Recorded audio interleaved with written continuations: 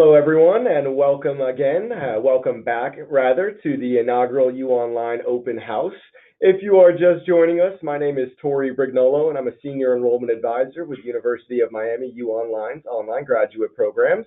We want to kick off this next session here for those prospective students that are considering an MBA program, in particular one that can be completed 100% online. So, a couple things that we'll cover in this session is, knowing what the right MBA program is for you, how we can help support your professional goals, and how we can fit this program into your life, work, and other outside commitments. I mean, definitely understand that as someone seeking a potential online program that you have a busy life. So, we want to make sure that we can position our program in a way that works for adult learners and is still something that can be accomplished even if you're working full time.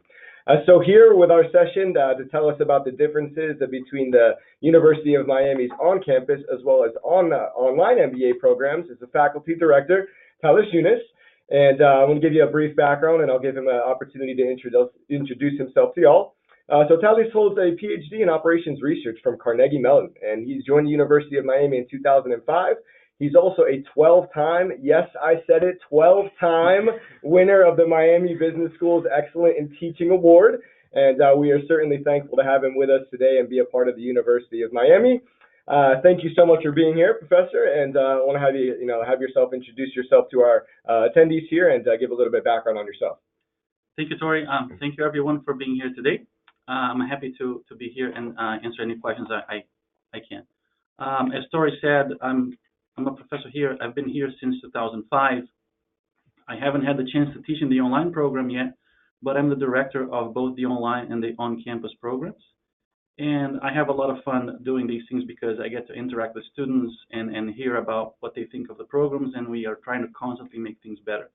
So it's my pleasure to be here today and try to, help you guys decide whether you want to come here or not. Thank you so much. We appreciate that. And as always, please feel free to ask any questions you may have during the session. There is a chat box where you can enter in that question, and we will try to answer as many as possible prior to the end of the session. So we want to jump right into it, though. I know that everyone's got busy lives here, so I want to make sure we can cover all this material for you in ample time. And let's start off with one of our first questions here, which I think is a question that we get a lot on the admission side, and I would say rather probably anyone that's seeking a graduate program is going to have this question when they're comparing institutions. So, Professor, let me ask you, what does Miami's MBA program offer that others don't? So the one thing that we kept in mind as we were initially designing the program is that we wanted it to be just as good as the on-campus program, because a lot of times people have the fear that is the online program going to be a watered-down version of what people are getting on campus, and we wanted that not to be the case for sure. So I would say the caliber of the faculty was the first thing we kept in mind. So we assigned the very same faculty who teach on campus to teach online. So you get the teaching award winners there as well. And the materials they teach are also the same materials. So it's a rigorous program because we want it to be high quality. That means it's going to require dedication and organization on your part, but that's a good thing. The other thing that you get is that you're a cane, so just like anybody else, and you're going to be a cane for life. So you get access to all of the benefits from being a cane. So you have a large alumni network. You can count on your faculty members being, points of contact for the future. We'd love to hear back from you after you graduate. If you have questions or you want direction about something or you want to study something further, reach out to us, and you're going to have that support forever, right? We have residency opportunities, chances for you guys to come on campus and then see your classmates and do other kinds of work, for example, related to negotiations that are important to have, people in front of you to do. And finally, there's also career support. So you can count on this network as well for that kind of that kind of resource. Excellent. Thank you so much. And I think you mentioned the residency option, which I certainly would agree sets our program here apart from those others, that are out there. And what the residency option allows our students to do is it's not a requirement. So if you can't make it to campus, if you're international, if you're not in town, it's not a requirement, but it is highly encouraged to attend. And essentially, the residency is an option where students can come on campus and immerse themselves into the classroom and be face to face in a classroom, with your professor, with your peers. And it's about a week long endeavor. So you're looking at about a Monday to Friday, 9 to 5 type ordeal. It's almost like a full time gig, but it helps supplement the place of a 7 week class, and it allows you to get that actual face to face connection. So a really great opportunity here for those online students that still want some sort of connection to the campus.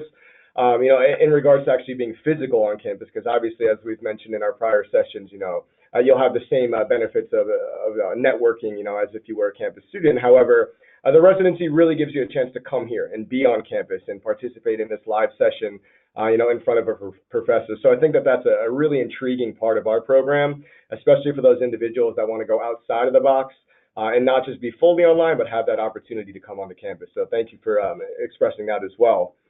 So another question for you would be, which prospective students in your mind, would be a good fit for the on-campus MBA, and then what students are better suited for the online MBA, in your opinion? So I think a lot of times the decision comes down to, do you have the opportunity to, if you're working full-time, to stop that for a while and become a full-time student? And for some people that's possible. Some people have savings or they have that flexibility with their jobs. And for some people it's not. So the flexibility with your life schedule is, of course, a big deal. The other thing is, being online requires you to be very organized, very methodical. And if you feel like you're that kind of person that has that ability to, coordinate multiple demands on your time, and this works well for you. Maybe you want to be on campus because if you're dedicating yourself fully to that type of study, then you feel like you can get things done better. So flexibility, your ability to organize. And one thing that sometimes people don't think about is, even if you live close to campus, but let's say you're in Broward County, maybe you don't want to be commuting, on I-95 all the time. So you may be reasonably close, but it's going to save you so much time and so much hassle that maybe the online is a good option for you. So there are these other considerations as well. So it's not only for people who are, many miles away, but take that into account. It is part of your quality of life. And that's a great point. We have a lot of individuals that are actually centrally located in Miami and still, decide to pursue the online aspect because of all the mentions that all the reasons that you mentioned. Same connection with the faculty, and you don't have to commute. If anyone's ever been in Miami, during the week, 9 to 5, it is absolutely insane sometimes with traffic. So it's a good point. It really has to be what's going to be the better fit for your lifestyle, but at the end of the day, for someone that's just really looking for, I would say, more flexibility, especially if you're working full time, you don't have the opportunity to get to a classroom 3, 4, 5 days a week, whatever the case may be. Online is definitely a great option, and as we mentioned in the prior sessions, you're graduating from the same faculty, you're graduating with essentially the same degree, looks no different on your diploma. So it's a matter of what's going to work for your lifestyle, and that's what we're here to help out with. From the admissions and academic team to help determine, if this is going to be a good fit for you based off of what you're looking to accomplish as well. So thank you for that insight. I greatly appreciate it. So another question we have here would be, what skills do MBA students master in the program? So, when they're going through the program, what are they really going to be obtaining, and how would these skills align with what employers are looking for these days? So there was actually a recent study done in that direction that looked at what is it that employers are looking for and what is it that students are looking for. And I went through that list, and I'm going to mention some of these here now. And we actually have courses touching on each of those important topics. So on the employer side, for example, company side, the ability to be able to work with a wide variety of people and collaborate with them properly, the ability to time management, to time manage well and prioritize tasks, understanding digital impact in business, and the ability to solve complex problems, and also using analytics. And we have classes, that touch on business technology. We have classes on analytics. We have classes on leadership and collaboration and organization. And most definitely, time management is what you're going to have to be able to develop, and prioritization for sure, to be able to succeed in this course, in the program. So on the student side, there are things that align with this. So the human capital side of management, we have courses that touch on that. General business function knowledge. Most people want to maybe even brush up, or if they didn't have a business background, but now they find themselves needing to know more accounting, more finance. So the basics, of course, we have that in the program as well. Leadership skills and strategic management. So all of these key concepts and topics, we have classes touching on all of them. So I believe that we're very well aligned with both what the employers are wanting and what the general student population is looking for. Excellent. I mean, well said. I think that definitely answers that question in full, and hopefully gives our listeners a good perspective of kind of what they would obtain by going through this program and how that would align with kind of what the employers now are looking for from these types of candidates. So definitely a great question. So we've got a question that came in from one of our listeners here. I want to go ahead and read this out to you and see if we can get some insight, pick your brain a little bit further here. So what are the skills that you would see at this time that are required of business professionals today that were maybe not necessarily required 5 to 10 years ago? I think the main one that jumps is ability to deal with data. And it could be at many levels. So maybe you're the person who's going to be actually collecting the data, cleaning it up, and doing some calculations with it. Or maybe you're going to be the person who is going to be receiving the report from that previous person. And you have to be able to look at that with a critical eye and understand what simple statistical concepts mean and what does this mean for the business, and is this a problem? Is this something we have to address? So the ability to both deal with data and understand, be it at a low level or a higher level, is definitely very important. Gotcha. It's become more important now. I'm sorry. No. Because the development of computing power and software tools that have allowed companies to really look at gigantic amounts of data, which a few years back was not possible because everything was too slow. Now, how would that correlate to what students are going to learn within our MBA program here? So, and that's where our classes, in business analytics come in. So we have statistics, we have optimization, we have technology classes in there, operations. So all of these come together and give you, the ability to go from beginning to end in that process of decision making from the low level to the high level. Understandable. Definitely makes total sense, and I mean, couldn't agree more with that. Especially, like you mentioned, I mean, I think information technology, just where we're going as a nation, as a world, if you will, is really moving in that direction. Especially when it comes to things like analytics, and highly important now. And I can speak on this, and I'm sure you can as well, that our MBA program is super relevant to what's going on in the world now. So, the concepts that you're learning are intended to be applied to the current landscape of the ever-changing business industry. So. No, the skills you learn today can be applied for tomorrow. I mean, it may sound cliche, but that's exactly what we do with our program here, and we try to keep it up to date as much as possible so students can actually utilize what they're doing on a daily basis in their current or future roles. And I think that's really what it's all about. And keeping consistent with what the demands are of the industry, and we constantly formulate our program to make sure that it is meeting those demands. So we have another question that came in here. I'd like to get your perspective on this as well. Where do you believe the greatest opportunities are for MBA students post-graduation? Maybe an open-ended question, but... That's very open-ended. Okay, let me think. So greatest opportunities. There is also a big push or request from employers, and I emphasize in your previous question the analytical side, but there's also a big demand and importance given to soft skills. So I think that MBAs who can successfully combine or gain a good mixture of analytical ability and soft skills, in the sense that, and I think soft sometimes is not a good word because it doesn't really represent that soft skills are actually strong in the sense that you actually need that to succeed in business. Ability to deal with people, deal with conflict, motivate people to follow behind you if you're trying to lead a team. And if you can combine those two abilities well, I believe that really the sky is the limit, because there aren't very many people out there who are good at both of these things.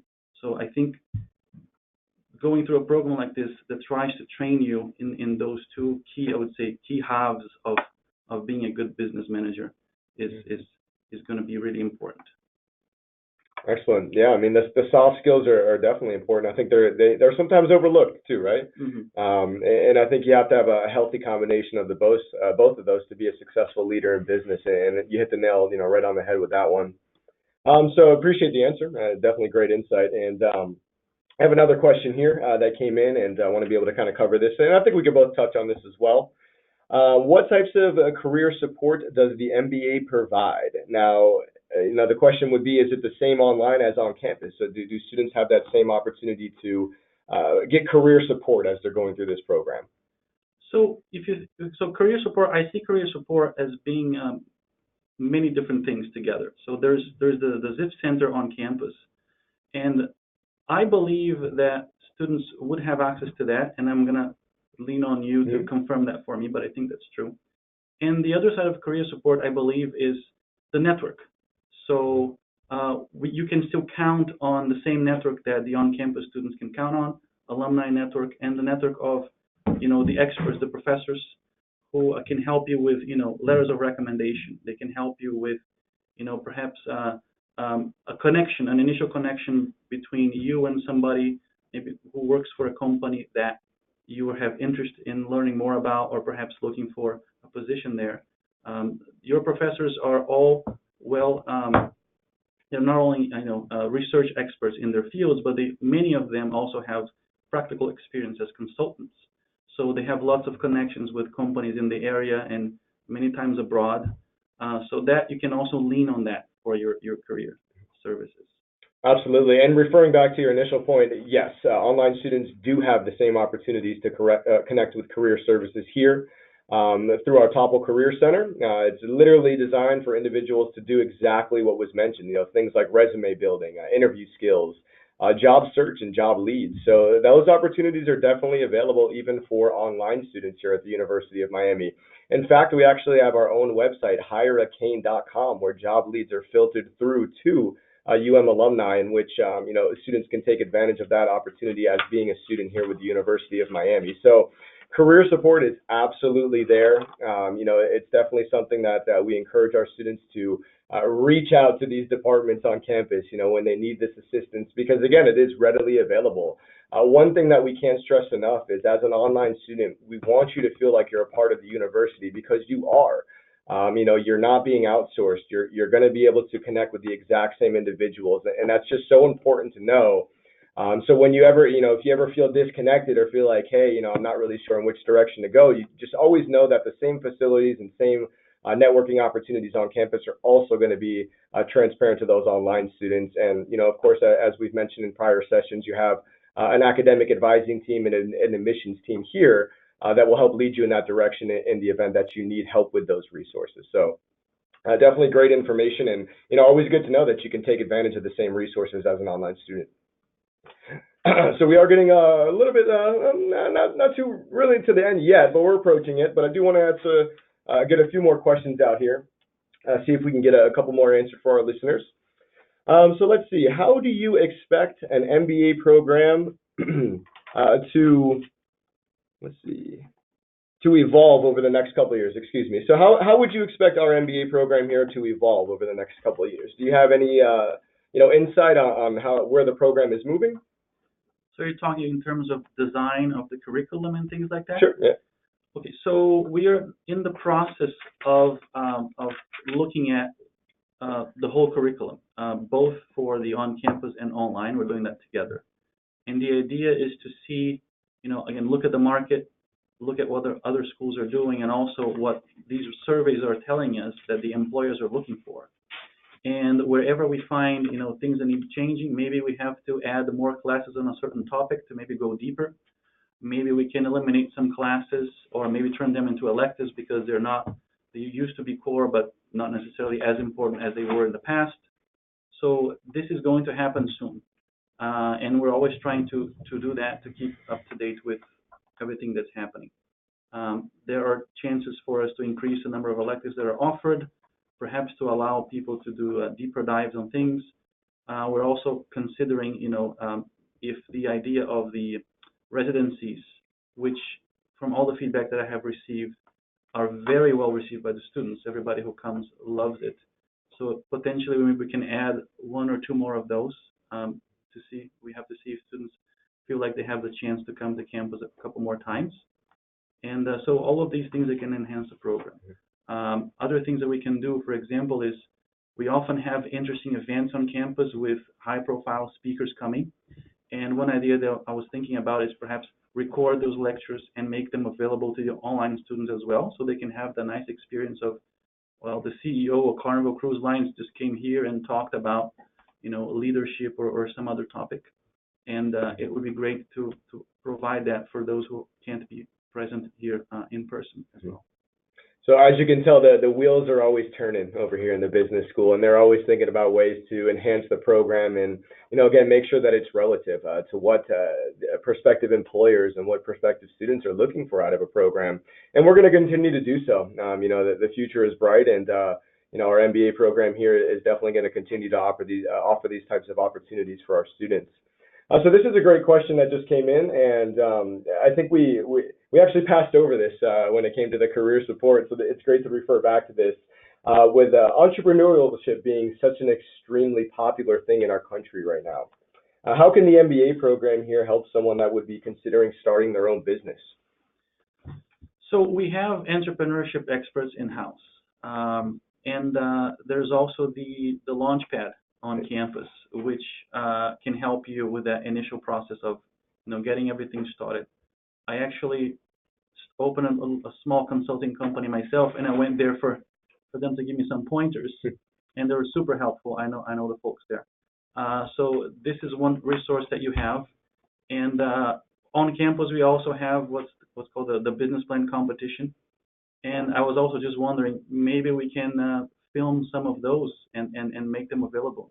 When the students are making the business plan pitch in front of the panel of judges, and it's a good thing to look at and try to learn from that, and also the business ideas themselves. So Professor Robert Plant, for example, is one of our experts in the area of entrepreneurship. We have other professors who teach that topic as well, and it can be focused on a certain direction. Like, for example, he can speak very well about entrepreneurship in technology, and there are other professors who can talk about entrepreneurship, abroad, when you're looking at an international business. So all of this expertise is here. And even if there isn't a particular class with a certain person, you can always reach out to them. Because again, I want to emphasize this. You're one of us, and we're here for you. So consider the school's expertise as becoming available to you once you become, a member of this community. Absolutely, and the Launchpad is definitely an excellent resource. It's great to hear that even our faculty members are using it. How excellent is that, right? So it's available to everybody, to the whole network, and there's definitely some more information online off of our website that we'll provide the link for you shortly here, in which you can learn a little bit more about the Launchpad as well, if that's something that you may be interested in. So I want to move into a few more questions. Looks like we've got time for a few more. This will probably be one more geared towards my expertise here. How many hours can I expect to study per week in the MBA program? So we can refer back to our previous webinar, but if you weren't present, then basically I would say the ideal student here is going to be spending about 25 to 30 hours per week dedicated to the studies. Now, keep in mind everybody learns at a different pace. It may not take you the full 30 hours. It may not take you 25 hours, but at the end of the day, you definitely want to have at least that amount of free time throughout your week to be dedicated to your studies. And that includes things like your research, your writing, your reviewing your documents, your overviewing your syllabus, just logging in online. All of these things are super important. And it's a full-time online graduate program. Yes, it is flexible, but you definitely still need to have that time, or if nothing else, be willing to set that time aside in your schedule to be successful. A majority of our students in the MBA program, and I believe that, you can attest to this, Professor, they are working full-time, for the most part. In fact, some of the general admissions requirements at times do require full-time work experience. So the individuals that are in this program are in that situation, working full-time, trying to find a balance, and this is what we're here for to help out with. So 25 to 30 hours a week may sound like a lot, but I can guarantee you that you can find those hours, 2-3 hours a night, You just have to, figure out what's going to work for your lifestyle, morning, night, weekends, whatever the case may be, and figure out a schedule that's going to work. And your professors, your faculty, your admissions, your academic advising team is all here also to provide resources to make that a possibility for you. Let's see. This could be a question, I think, maybe for the two of us here. Are there group projects, and how would I work with my classmates if I am online? So I can chime in first that yes, there will definitely be group projects throughout the program. What we encourage a lot of our students to do if they first off come to the on-campus orientation, which is the weekend prior to class starting. Students will get together, and we encourage you to do things like create a WhatsApp group. It's a free chat service online. That way people can stay connected in a variety of different areas. And as well as there's the course messaging and a lot of different resources on Blackboard where you can continue to connect with your faculty as well as your peers. So again, I mean, it's definitely a matter of making sure that you're motivated yourself and to keep yourself in a situation where you can connect with the individuals. And again, things like WhatsApp groups, maybe like Facebook groups, stuff like that is all just different resources you can do to stay in contact with your peers. What would you say, Professor? I agree with everything you said. With today's technology, it's easy to set up like a Skype conversation or a Google Hangout type of thing, and you can have little meetings to set up next steps and say, okay, let's break up the work this way. We'll see each other back here in a couple of days, and we regroup and see what did you do, did you have any problems, and so we can do this like that. As you mentioned, there's also the on Blackboard there's the discussion group, and you can exchange ideas like that, and the usual texting and phone. Mm-hmm. It's very doable. There shouldn't be a problem there. Right. I mean, I think we're all connected, whether it be through social media or whatever the case is anyway. So you just have to find out what works for you and what works for your group members. But I mean, we're here to help out with any additional resources and insight that we can. If for whatever reason as a student you find yourself having difficulty setting up these group chats, so just can always refer back to it. Reach out to us if you have any questions. We're definitely here to assist. So getting to the close of the session, but definitely want to be able to take at least one more question here. And I think this would be more directed towards you, Professor. Is the MBA specific to any industry, or can it really be applied anywhere? So this particular MBA is supposed to be a generic degree. It's going to train you in all aspects of the business. And if you're interested in specific areas, then we have other programs that I believe we're going to have other sessions to address them specifically.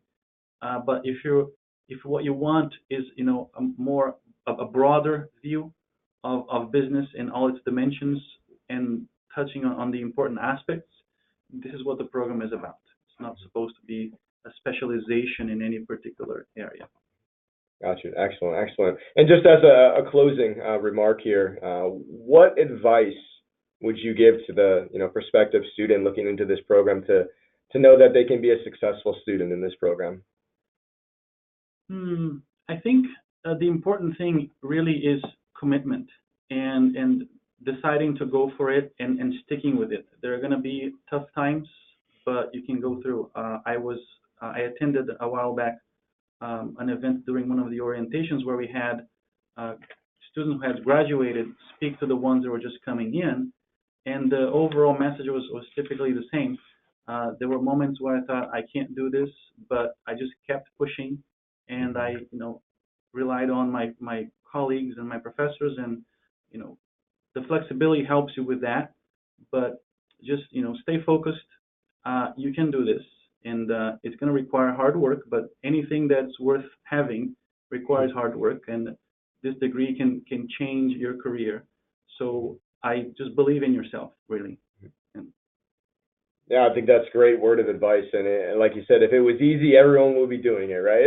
So, you definitely have to put in the effort and, go full force into it. If this is something that you want to be a part of, I couldn't agree more that, make sure that your mind is in the right place of being absolutely committed to it, because what you're going to learn throughout the program is going to be essential, especially if you're looking to become a future business leader. And you want to make sure that you're focused throughout the entire program so you can really get the most out of learning. And that's the most important thing with our program. So I think, we're about to be at the end of the session, but I want to just thank you so much for having, coming here and expressing some of your insight and, giving us your perspective from a faculty member on the MBA program. I think it was super insightful. I hope our listeners got a lot out of it as well. Thank you to our listeners as well for being present. Definitely appreciate you being here, and for any of those that have submitted questions.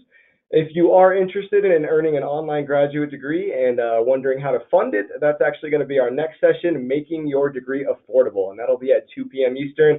I know that's probably a really important question for a lot of you out there that are listening, so please come back here, tune in at 2 p.m., and we'll cover a lot of different things regarding funding options. There'll be a link in the chat box, so if you'd like to join the next session, again, that'll be at 2 p.m. Eastern. It'll be all about making your degree affordable. As always, give our phone number a call here for the advisors if you'd like to speak with somebody, and of course the website too. You can find a lot of different great information on there. And thanks again for everyone participating, and have a wonderful rest of your day.